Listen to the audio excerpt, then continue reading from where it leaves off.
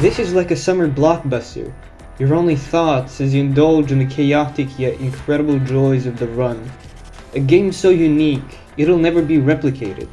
So outlandish that it generated a cult-like following and asked its creator. With the greatest scenery the United States have to offer, and the best score ever composed, you will be left speechless. This is no game. This is art. Don't believe me? Let me show you in this video about one of the all-time greats. Need for Speed, The Run.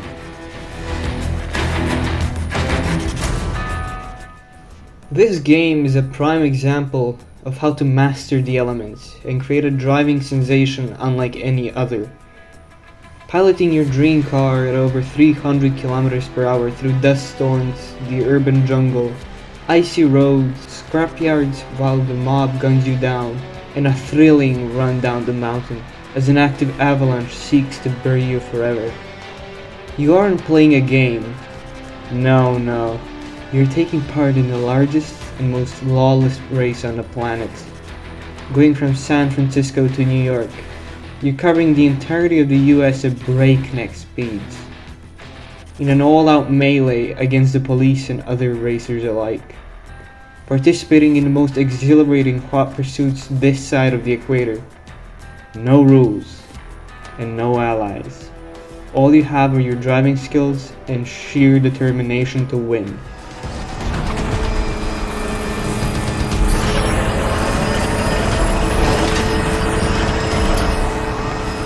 Heads up 1073, another code 6 coming your way. Roger that, bring him in. Reduce speed! He's still moving!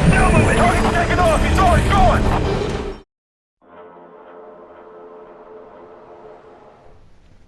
Modern Need for Speed titles get this wrong. The Run makes no mistake. Using all the tricks in the book to accelerate your car to the point where it feels like you're moving at light speed. The camera struggles to keep up with the force your car exerts as you accelerate at an unimaginable pace. It shakes around as your car's suspension tries to cope with every bump in the road. It's a magnificent spectacle, and one that elevates the experience drastically. It'd still be a decent game without the sense of speed, but with it, it's a masterpiece. Whilst zipping through traffic, the only thought going through your mind is, should I slow down? But you don't. There is no need to. You're still in control. Right? The handling model is a work of art. Black Box at their best, really. It is their signature high grip handling model worked out to perfection.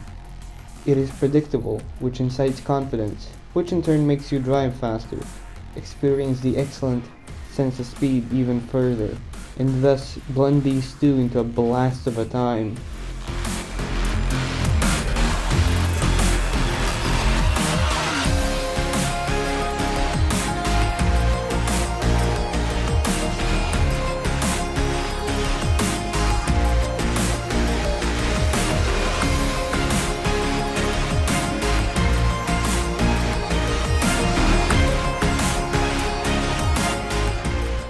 The car list is superb. It has the beautiful supercars and asinine hypercars typical of the franchise by this point. However, they are mixed with amazing sports cars and classics alike. There is almost no customization implemented, which might be a disaster for some. The thing is, Need for Speed wasn't about customizing your cars at this point, so it is absolutely expected. All you can change are car paint jobs and add body kits to certain vehicles. This is an incredibly short game. It takes roughly 4 hours to beat, but believe me, it will be the best 4 hours of your life. It is split into 9 stages, all consisting of a few events. Almost all of them are memorable, which speaks volumes about the quality of content this game consists of. At the time of release, this was by far the largest Need for Speed game ever, packing over 300 kilometers of road. The events included on races, in which you overtake a certain number of opponents before the finish line. Time attacks, in which you have to make up time and make it to checkpoints in a certain time interval. Survival, in which you try to, well, survive. And finally, battles, in which you have to overtake an opponent within a certain time interval and hold that lead until it ends. This is usually the case for multiple opponents, as after beating one you immediately move over to the next opponent. You can change your vehicle in certain events if you enter a gas station, letting you use any cars of the same tier, an attribute describing the performance of a car. There are numerous on-foot sequences, played out in the form of quick time events. These are typical for games of that generation and don't stand out in any particular way.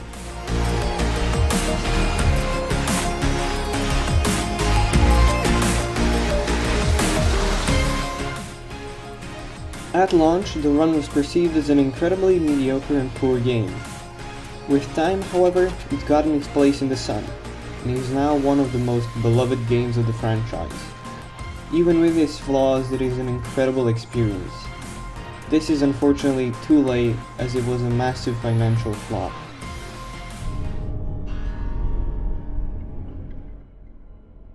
I want to preface this segment by saying that this game is dead. It is not even playable in its current state, as it tries to connect to Autolog servers forever. Since those have been shut down and the game delisted in 2021, it fails and boots forever. With a simple fix, the single player is still fully playable, however. All you have to do is disable its internet connection and Windows Defender firewall. After this, it works like a charm. Since I never played the multiplayer, I cannot say much other than any info from Wikipedia or other sources, so here it goes. Up to 8 players could participate in a single online match. Players were able to party with friends, pick a playlist of their favorite challenges, and compete for supremacy across every stage of the game. In addition to this, players never had to wait in a lobby again, even if they were joining races in progress. The multiplayer matches were split into different game type playlists, such as Supercar Challenge, NFS Edition Racing, The Underground, Mixed Competition, Exotic Sprint, and Muscle Car Battles. Most of these modes pertain to different car varieties for each race, but the Supercar Challenge was meant entirely for the fastest cars and the fastest tracks. The player could select an event and vote towards the race course, where the multiplayer game should be taking place on. Players also took part in a reward system known as the bonus wheel, which randomly selected a reward and required goal criteria for it.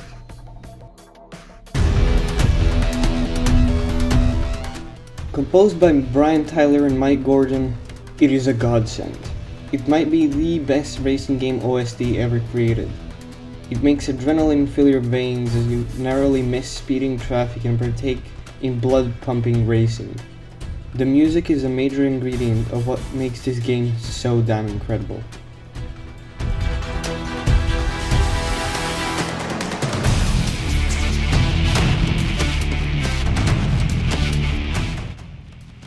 The graphics are amazing for a 12-year-old game. It still looks incredible, especially with that stunning backdrop. The stage with the most eye candy has to be the Rocky Mountains. By not limiting themselves to an open world, Black Box had a chance to take their creativity to the next level, and they ran with it. It takes place on the best the United States have to offer. With the usage of Frostbite 2, the destruction fuels the action to an unprecedented level. The best example of this has to be the Summit, which I will touch upon shortly.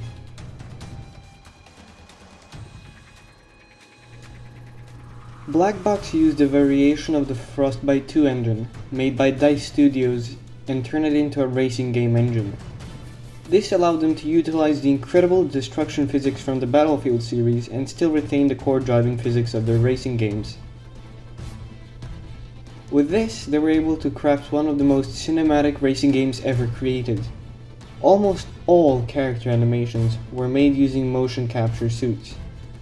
At the time, they used the most facial markers in history, a whopping 97. Using virtual cameras, the Black Box team were able to emulate the inertia of a real camera, whilst filming to further drive the perception of watching a film. According to the devs, the most difficult models to get right were the younger women, as they often looked like porcelain dolls, In the end product, however, every model looks stunning for its age. The team did a fantastic job on this game. It is incredible. It was also the only Need for Speed title to have a 3-year production run. Up to this point, it was a year development cycle and later turned into a 2-year per game.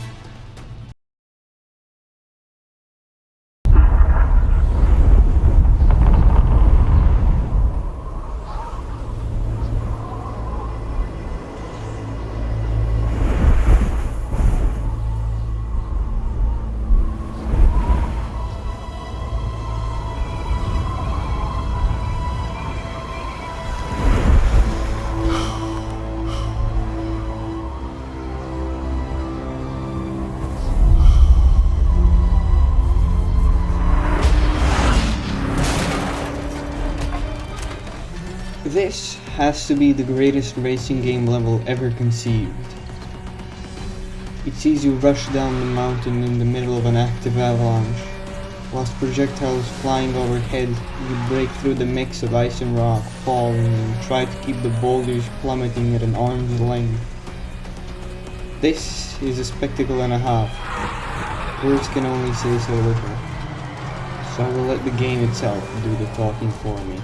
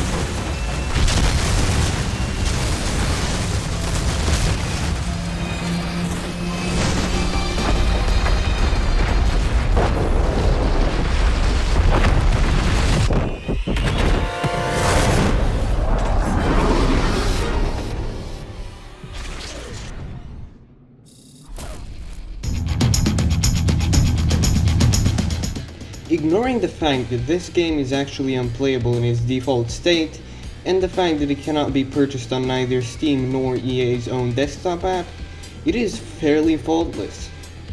Obviously, the major downside of a laughably short story mode is ever apparent. For this, I have no excuse. It is way too short but very, very sweet. Unfortunately, no amount of mods can fix this, and coupled with the fact that its online servers have been shut down a while ago, it means the replayability of this game is poor at best.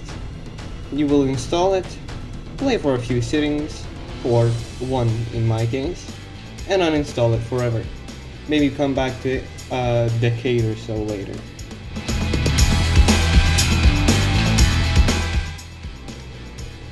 You're Jack Rourke, played by Sean Ferris, an experienced street racer in debt to the mob. He wakes up in his Porsche 911 as it is thrown into a car crusher. After barely escaping, he sneaks around and steals one of the mob's cars.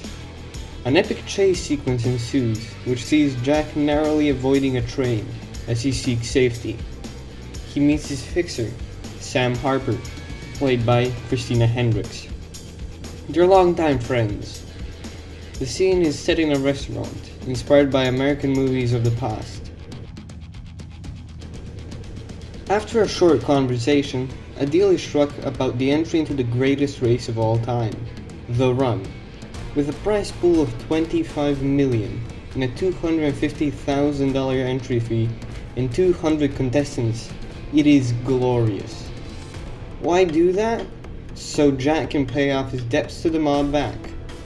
Jack gets promised a 10% cut and goes to find a car. We are met with a scene of a garage door opening. It is Jack looking for a car to drive. Almost immediately, the player is tasked with choosing a starter. Those are an M3 GTS, a Nissan 240Z, Shelby Cobra, Chevy Camaro, and a Porsche 911. The Camaro and 911 are locked behind the limited edition of the game, just like the Lamborghini Aventador unlocked later on. After choosing a car, Jack is tasked with making it to Nob Hill to make it to the race start. We are met with a hot pursuit and thus have to make it out alive as quickly as possible. Sam informs Jack that he has to make it to Las Vegas in the top 150 or he's out of the race, which gives us a task to beat. Jack stops at a petrol station on the outskirts of Las Vegas and meets two rivals he must beat to further qualify. They are Nikki Blake and Mila Belova. We beat them in a 2v1 and qualify 149, leading the player to believe one of them also qualified. In Las Vegas, he engages in another extreme hot pursuit and has a task of making it out of the city. However, this time, he's apprehended and manages to barely escape. After which, this sequence plays out.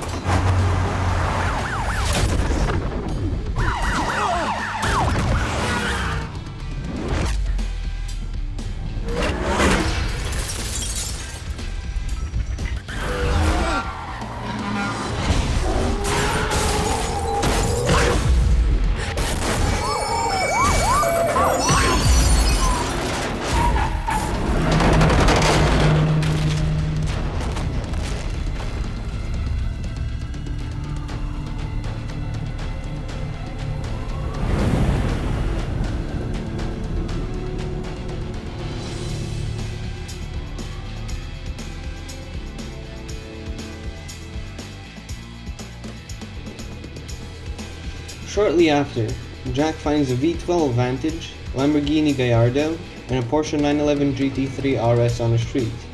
He promptly steals one and resumes the run. Whilst on the road we meet Marcus Blackwell, the main antagonist. He brake checks us in his Aston Martin 177. Marcus has no clear reason to be the villain. He just hates us for some reason. Based on his bio and loading screens, he comes from a quote-unquote well-connected family in Chicago. He either knows Jack from sometime before the story took place, or is likely connected to the mob.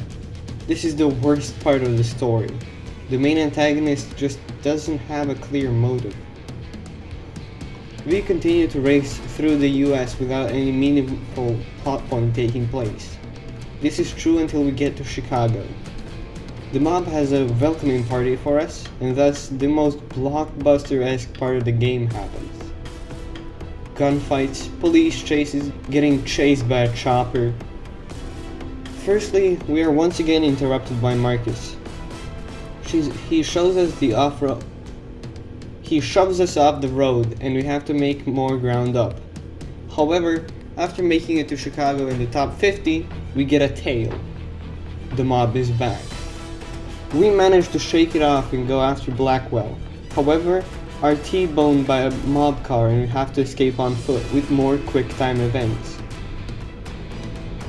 This time, however, there is a chopper chasing us. Whilst avoiding gunfire, Jack runs on the rooftop, jumps off it, lands on a balcony, and jumps down to the ground.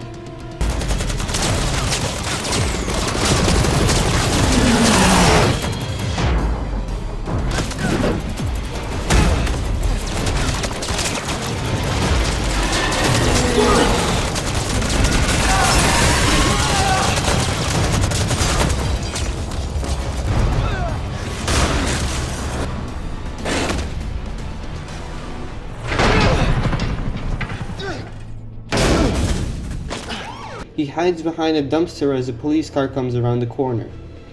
Jack steals it and engages in hot pursuit once more. However, this time it is no police car chasing him. It is the chopper from earlier. Whilst avoiding gunfire, he seeks cover and engages in an epic chase around Chicago. In the end, the chopper shoots a truck and Jack has to veer off the road into train tracks. He's knocked unconscious and is woken up by a train coming in his way. After narrowly escaping, he looks for a car and finds an Audi dealership in which there is an R8 V10, RS4, and Quattro 20V. After stealing one, he continues racing until the mob once again manages to find him. Another epic chase ensues as the chopper is still on his tail. Going through the rail yard and construction sites, Jack manages to take it out like this.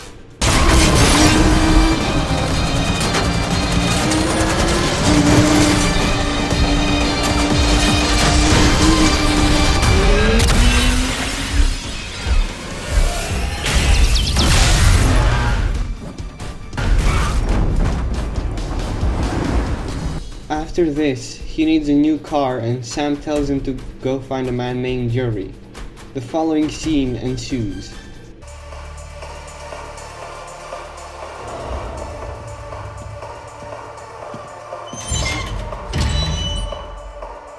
Hello? Yuri!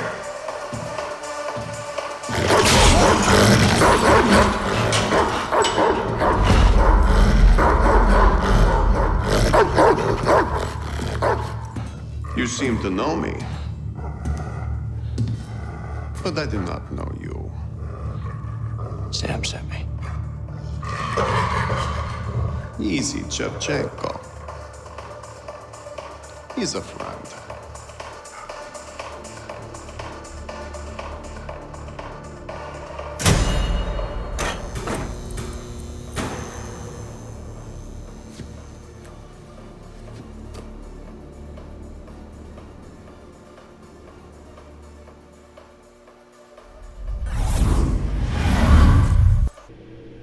And Jack gets to pick between some of the most exciting exotics in the game.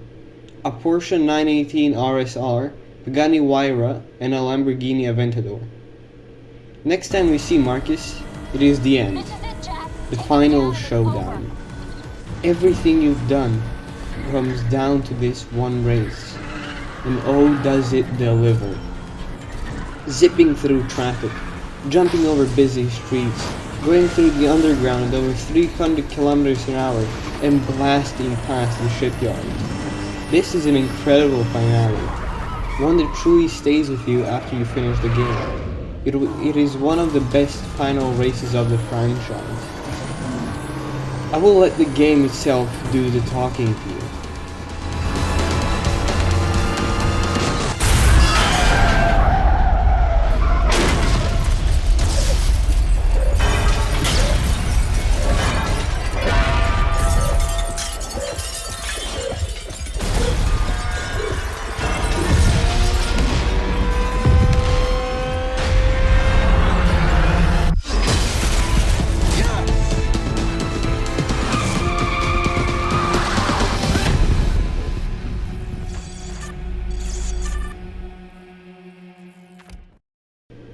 The race would have hit harder if the antagonist actually had a motive, but it is still incredible nonetheless. After winning the run, Jack meets up with Sam some 8 hours later. They are once again in a restaurant, and a sequel is teased. One that never came around because this game sold so poorly, it murdered Black Box. The exact sales numbers aren't known, unfortunately. However, this game was such a financial flop that EA put down the studio that brought the game to an entirely new level and produced some of the most iconic games of all time. The story contains very little substance. It is mostly focused on high-octane action. It is, however, an absolute blast to go through, so I'd rank it as one of the better Need for Speed storylines. Easily one of the best.